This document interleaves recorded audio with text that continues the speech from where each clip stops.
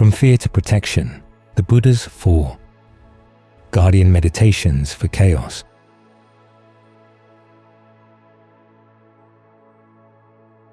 If you've ever opened a book to look at dependent co-arising, your first impulse was probably to close the book because the topic is so complex. But actually, there are some good basic lessons you can learn, even from your first impressions. The primary factor is ignorance. That's what starts suffering in motion. When you replace the ignorance with knowledge, that cuts the chain of causes and conditions leading to suffering. So it's good to know precisely what kind of knowledge is called for here. Knowledge of the 4 noble truths. This is why right view is always given as the first factor in the Noble Eightfold Path. It starts with conviction in your actions, that your actions are real, that they really do have results, and that the quality of the results is determined by the quality of the mental state engendering the action. It's within this context that the 4 noble truths make sense. After all, suffering is a result of a particular mental action, or a series of mental actions, craving and ignorance being primary.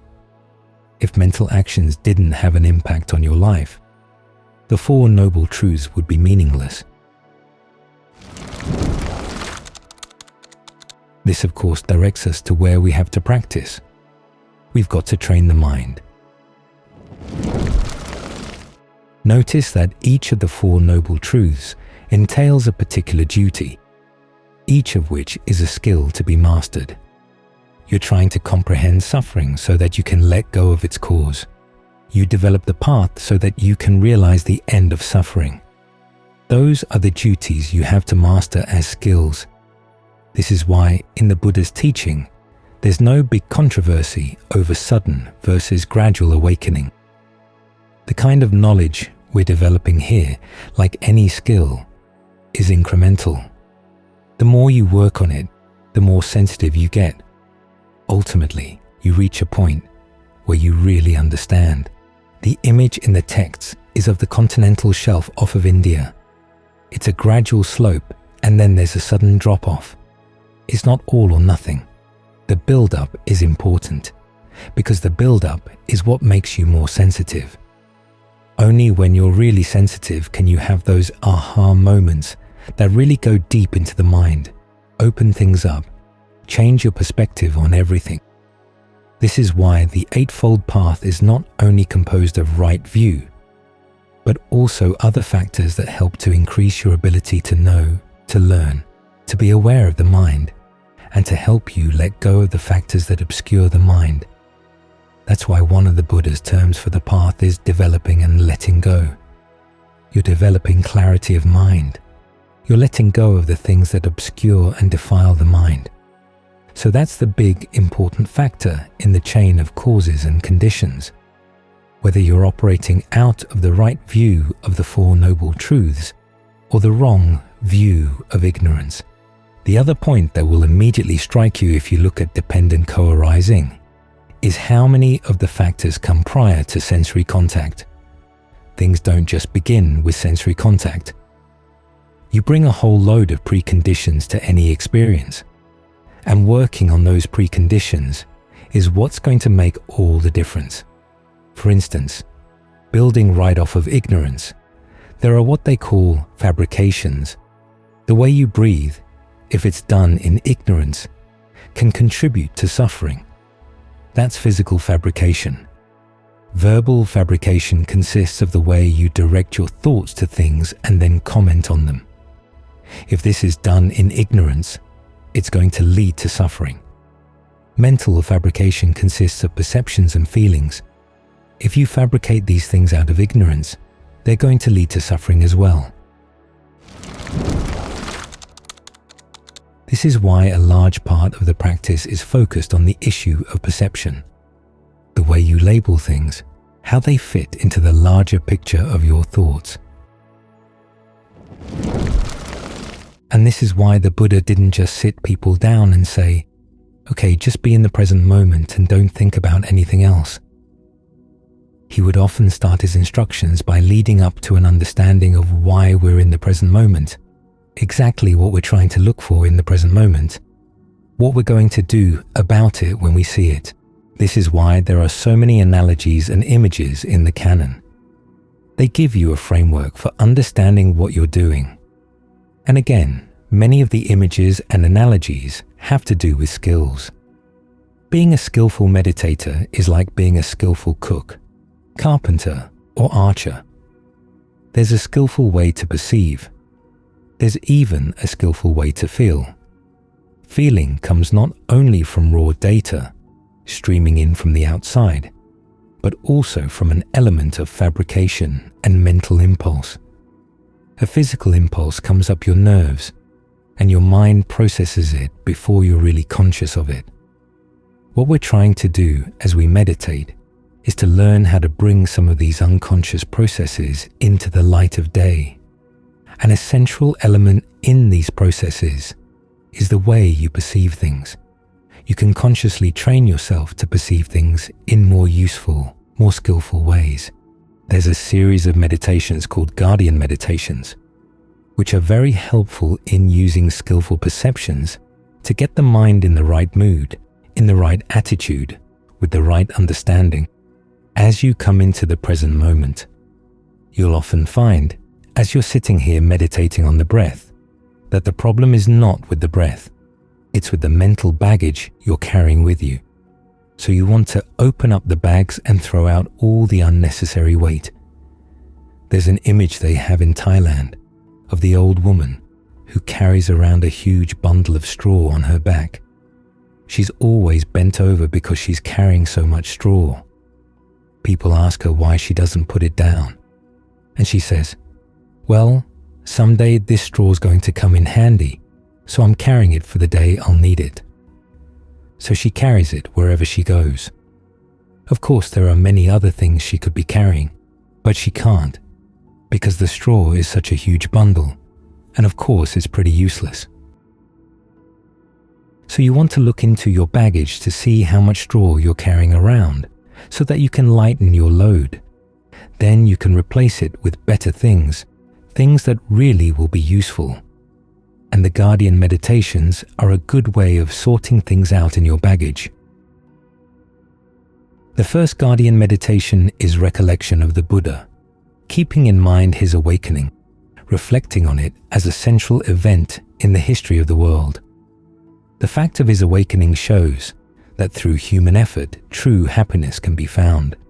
It's an important point to keep in mind because so much of our modern culture tries to say, hey, you can't have an ultimate and deathless happiness, but you can have the happiness that comes from our egg beater with an MP3 player built right into the handle, or whatever. In other words, they keep you focused on what you can get out of buying their stuff, which is all pretty miserable. How many articles in The Onion are based on this? Woman discovers that buying that new mop did not deliver the fulfillment that she hoped it would bring to her life. In other words, our culture keeps us aiming pretty low. Go for the quick fix. Go for something that doesn't require any effort or skill on your part. Just money. They dress it up, make it sound like you'll be really happy if you buy their stuff. So it's important to keep in mind that there was someone in the past who found true happiness, and it was through his own efforts. And as he said, it wasn't because he was a special god or anything. It was simply through developing qualities of mind that we can all develop: man, woman, child, lay or ordained, ardency, resolution, heedfulness. We all have these qualities to some extent. It's simply a matter of developing them. The same with virtue, concentration, discernment. These are things we all have to some extent. It's simply a matter of learning how to make them all around. So when you're tempted to go for the quick but short happiness, remind yourself, the Buddha says that true happiness is possible, and that it can be gained through human effort. Do you want to live your life without exploring that possibility? Or do you just want to write it off? In this way, keeping the Buddha's awakening in mind is an important perception, an important perspective to bring to all of your experiences. And there are many other things that you can gain by thinking about the Buddha's life, the sort of person he was, his last message, to be heedful. He was the sort of person who had already found true happiness. He didn't need to gain anything from anyone else, but he went out and he taught for 45 years, walking around northern India. Wherever there was someone who was ready to be taught, ready to benefit from his teachings, he would walk there. That's the kind of person who taught this Dhamma, not someone who was running a retreat center and needed to bring in cash, and who was willing to say anything to attract clientele, but someone acting totally out of pure motives, pure compassion. So that's the kind of practice we're practicing as we follow his path. And it's ennobling for us to practice in that lineage. So these are good perceptions to hold in mind, especially when you're getting discouraged or tempted to give up on the practice. Or if you think, well, maybe I'm not up to this. Remember that the essential qualities for awakening are qualities that everybody can develop, but we have to develop them ourselves. We can't depend on anyone outside to come and do it for us. That's the other part of the message of the Buddha's life, the part that keeps you on your toes. The second guardian meditation is goodwill. You want to bring an attitude of goodwill to everybody around you. When the Buddha talked about goodwill in the Brahma Viharas, it wasn't ordinary, everyday goodwill. It was goodwill all around, without limit. That's not easy. It doesn't come naturally to us. We tend to have goodwill for certain people, and not so much for other people. As a result, our actions very easily turn unskillful. It's very easy to do harm to the people we don't care about, or who aren't on our list of people who deserve to be happy. And it's also easy to drop people from the list when the mood strikes us, to treat even the people we love in unskillful ways. So to protect yourself from that kind of unskillful action, you've got to learn how to make your goodwill all around 24/7. That doesn't mean creating a cloud machine that sends out billowing clouds in all directions to hide your lack of goodwill. When you start spreading thoughts of goodwill, first you spread it to people who are easy, the people you already love and like, and then to people who are harder. Even though you don't like them, you can ask yourself, why would I not want this person to be happy? After all, when people aren't happy, they can do cruel and miserable things. The world would be a better place if everyone could find true happiness inside, regardless of whether you like them or not, or whether they've been good or not, or whether they're on your list of the deserving. And besides, who made you the National Bureau of Standards? Why should your likes and dislikes rule the world? In this way, goodwill meditation is meant to be a challenge for you to really think through why you'd want to limit your goodwill, and to remind yourself of why it's good to have goodwill for everyone. You can't act on harmful intentions if your goodwill is all around. This is why it's called a guardian meditation. The third guardian meditation is of the foulness of the body. A lot of people don't like this one. If we took a poll of meditators here in the West, we'd probably find this at the bottom of the list of popular meditation topics, yet it's very useful. Some people say, hey, I've already got a negative body image. Why do you want me to make it even more negative? Well, there's healthy negative body image, as well as an unhealthy one. Unhealthy is when you see that your body is ugly, but other people have beautiful bodies. Healthy is when you see that we all have the same garbage inside ourselves. Nobody's liver would win the Miss Universe contest.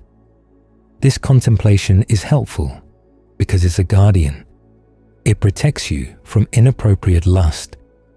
There are so many people out there you could feel lust for, but if you acted on it, you'd create a lot of trouble. Even if you're not practicing celibacy, you need a way to guard yourself against that kind of vagrant lust.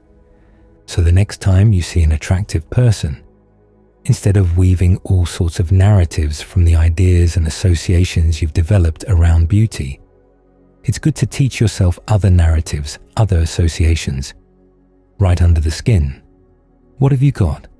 You've got all these blood vessels and nerves and and as you go deeper, it gets more And what do you gain out of lusting for that? Why would you want it?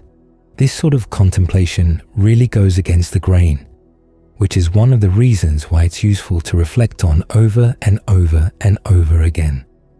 Ajahn Maha Bua keeps making the point. Don't count the number of times you've reflected on the foulness of the body. Just keep doing it until it's done its job. After all, our lusting after the human body is what led us to be born. This is what keeps us wanting to come back, and it makes us do really stupid things. So this contemplation is a useful tool to have in your arsenal. It's a useful new set of perceptions to develop. Our perceptions of beauty are dangerous, so it's good to learn how to see that beautiful bodies are not really beautiful. All you have to do is look inside a little bit, and you see all kinds of stuff that can kill the lust if you really allow yourself to look at the body as a whole, and not just at the few parts you tend to focus on as being attractive. The fourth guardian meditation is recollection of death. For most people, this is pretty disturbing and depressing, but it's meant to be used in a way that's inspiring, that helps us to follow the path beyond death, to the deathless. Remind yourself that we've got this practice that allows us to prepare for death and transcend it. Have you fully developed it? Are you really prepared? And the answer is almost always no. Okay then, you've got work to do. This is a good antidote for laziness. There's a great sutta where the Buddha talks about 8 reasons for laziness and 8 reasons for being diligent. And for both lists, the external conditions are the same. You can be lazy because you're feeling sick. You can be lazy because you are about to go on a trip. You can be lazy because you've just gotten back from a trip. You can be lazy because you just recovered from an illness. You can be lazy because you haven't eaten enough. You can be lazy because you've eaten too much. But you can also use those circumstances to remind yourself, I don't have much time. When you just recover from an illness, instead of saying, I'm still weak, I'm not quite well yet, let me rest, you remind yourself, I could get sick again. I could have a relapse, but at least now I've some strength. Let me give this strength to the practice. If you haven't eaten enough, remind yourself, the body's light. I'm not spending all that time and energy digesting my food, so I've got more energy now for the practice. You've got the right conditions for sitting very quietly, very still. So your attitude is what's going to make the difference between whether the circumstances you've got right now are reasons for laziness or reasons for diligence. When you remind yourself that you don't know how much time you've got, it should stir you to action, so that when the time comes, when you really do have to go, you're ready, prepared. You've got the concentration, you've got the power of discernment, you've got the strength of mind to deal with whatever comes your way. If you sit around saying, please may I not die, please may I not die, someday you'll still have to die no matter how much you plead. A wiser attitude would be, please may I be ready when the time comes. May I have the strength to deal with any difficulty that might come my way. Then you realize that this is something you have in your power, to work on those strengths. After all, we've got the example of how the Buddha died. This is why these two recollections, recollection of the Buddha and recollection of death, go well together. The Buddha shows you how you can prepare. You look at the way he died, one last trip through all the jhanas. He died with no suffering at all and gained total release. It's possible for a human being to do this. If you think that comparing yourself to the Buddha is too much of a stretch, think about the members of the Sangha. You can read the verses of the elder monks and the elder nuns, total losers in meditation at first, and yet they were able to pull themselves together. They could do it. You can do it. So these 4 contemplations are guardian meditations to bring wisdom into your perception of things, the labels and ideas you bring to your experience. The more you develop them, then the better the set of associations, the better the set of narratives you bring to, say, just the fact you're breathing, or the fact you're seeing, hearing, tasting, or touching things in the present moment. In other words, what you bring into the present moment is going to make all the difference. This is why we train the mind. This is why we practice. So that when the time comes to perform, you can perform well, in a way that doesn't lead to suffering. You bring knowledge into the equation, so that no matter which factor of dependent co-arising you're looking at, whether it's feelings, contact, craving, clinging, or whatever, you can untangle the conditions for suffering and replace them with conditions that lead to the end of suffering. So learn how to develop these topics along with the breath. They help put the whole practice into the right narrative, into the right perspective, and they protect you so that you aren't constantly causing suffering for yourself and the people around you. That's the best protection there is. Protective meditations. In times of uncertainty, when there's disease and social unrest, it's only natural that we think about issues of protection. And the Buddha's teachings offer a kind of protection through meditation. There's a set of 4 topics that traditionally have been put together called the guardian meditations, or the protective meditations. They may not necessarily protect you from disease or from being a victim of social unrest. After all, karma is complex, and who knows what we have in our past karma. But when you follow these meditations, they prevent you from creating any bad new karma. And that's important, because that's where you actually can make a big difference. As we know, if we develop the right attitude toward the present moment, sometimes it can help us to not suffer from past karma. So you want to focus on what you can do right now, here with your mind, to protect yourself from the biggest danger, which is that you might act on unskillful intentions.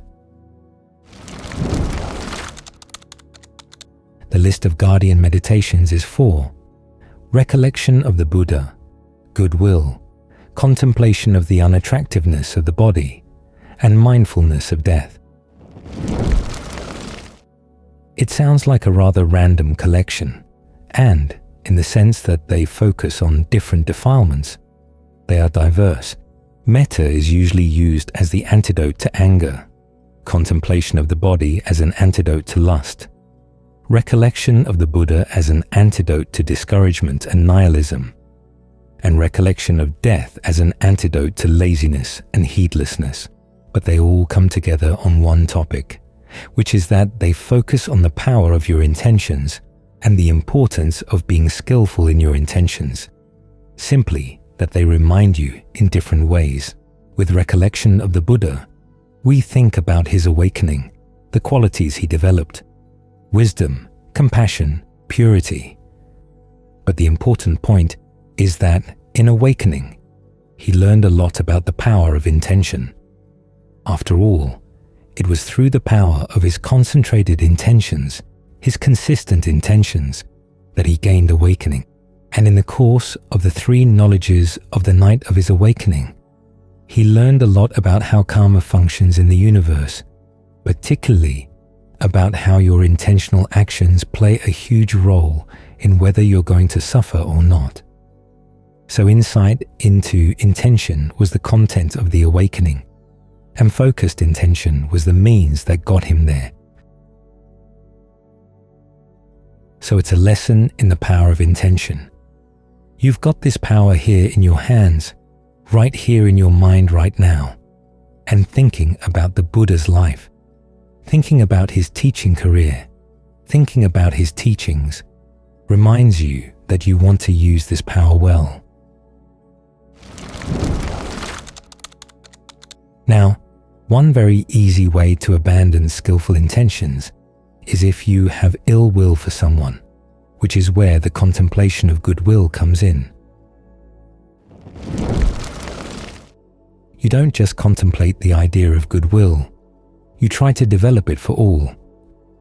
This is where the practice of meditation on goodwill takes it from being a simple human characteristic, that we have goodwill for some people and not for others, and tries to make it a Brahma attitude, goodwill for everybody without exception. Because if there are exceptions to your goodwill, then those are the people you'll be unskillful with. And those unskillful actions, those unskillful intentions, will then become your karma. You leave a big opening. The Buddha's image is of your hand. If your hand doesn't have a wound, you can pick up poison, and it won't seep into the hand. You're safe. If there's a wound though, the poison will go right in. So think of your unskillful actions as wounds. Any case of ill will for anybody, no matter how badly they treat you, is a wound that leaves you exposed to infection. So as the Buddha said, even if people have pinned you down and are sawing off your limbs with a two-handled saw, if you want to follow his teachings, you should have goodwill for them. Now this doesn't mean loving kindness or tenderness. It means basically wishing them well. In this case, it would be seeing that they're doing something really unskillful and that it would be good for them if they stopped. Of course, there are cases where you're not pinned down and you can defend yourself, but with goodwill. You fend them off only enough to keep them at bay, and don't let ill will get in the way. There have been many cases where people talk about how their attitude of goodwill when going into a difficult situation with lots of danger has protected them, changed the energy of the situation. Again, it's not trying to be tender or gentle toward other beings. It's simply wishing them well. People can sense that, whether you wish them well or not. So, even in difficult situations, you want to have goodwill for everyone. That's something you have to practice beforehand, because it doesn't come naturally on the spot. So when you extend thoughts of goodwill, ask yourself, is there anybody out there who I find it hard to have goodwill for? If there is, then ask yourself, why? What purpose is served by seeing them suffer or wishing them ill? How does this help you? And remember, we're setting the intention that we ourselves can understand the causes for true happiness and be willing and able to act on them. Then we wish the same for others. So in cases where people are really misbehaving, that's the wish you have. May they learn how to stop this unskillful behavior for their own good. And when you come into that situation with the "for their own good" in your mind, it changes the equation. Even if it doesn't change their behavior, it changes yours. It changes your attitude. And if you really are in physical danger in a situation like that, and you have to leave the body, you leave with a healthy mind, a protected mind. That connects with the next guardian, or protective meditation, which is contemplation of the body. You have to realize there's not much there. The body is a very useful tool, but it has its limitations. If we think about it in terms that go beyond its real utility in terms of practicing the Dhamma, we're going off course. This is where we get greedy, selfish, holding on to things for the sake of the body. But then, what is it? It's going to fall apart. There's a disease for every part of the body. many diseases for many parts of the body. If all you can think about are the needs of the body and protecting the body, then you're going to do a lot of unskillful things. And of course, you'll end up losing the body at some point, and then all you'll have is the bad karma. So contemplate it in any way that can help you pry away your attachments to your body, until you can see it simply as a useful tool, one that gets worn down, and finally, you'll have to let go. Then, before you have to let it go, try to squeeze whatever goodness you can out of it. If the needs of the body lead you to feel greed, remind yourself of what the Buddha had to say about sharing.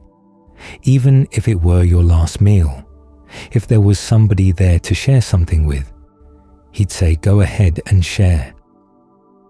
The power of generosity is that strong. Then finally, recollection of death. This also counteracts greed with the thought that the things you might amass and protect in an unskillful way, you can't take with you. Death could come at any time, and it may have nothing to do with disease or social unrest, or the diseases you might think are dangerous. Something else may come up and do you in. I had a friend who was afraid to ride in a car when someone else was driving. He never trusted anybody else's driving, but then he ended up dying from an accident while he was driving. So death can be very ironic. It's almost like it's playing games with you. So given that it could come at any time, you have to ask yourself, what can I do with the moment I have now? What good things can I do right now? To begin with, focus on training the mind, looking after your intentions. As you're sitting here meditating, try to make the most of the fact that you've got time to meditate and clean up your intentions. As you go through the day, make the most of the fact that you have time to focus on your breath and develop good qualities of heart and mind in that way, so that when the time does come to go, there's a minimum of regret because you've used your time well and there'll be no self-recrimination. So all these meditations focus on your intentions. Recollection of the Buddha teaches you about the power of intention. Goodwill reminds you that you don't want any ill will to color your intentions. And contemplation of the body and contemplation of death remind you of what's important. That is the training of your mind, and its intentions should take priority over everything else. Because that's what you've got to take with you. That's the essence here in the body. That's what you can take with you when you go. So seeing as we're going to have to go someday, get yourself ready now for however it has to be. And for whatever external dangers there may be in the meantime, you'll have the strength of mind to deal with them well. You will have protected yourself from any unskillful intentions, because those are the dangers that hurt the most. Hurt both in the sense that, 1, they do a lot of damage, and 2, they make you feel really bad. The things that you did, and you knew better. You knew you shouldn't have done them, but you went ahead and did them anyhow. The memory of those things is going to hurt for a long time, so to protect yourself from that regret, keep on top of each moment as you breathe in, as you breathe out. Keep on top of the intentions of the mind. That's how you keep yourself protected.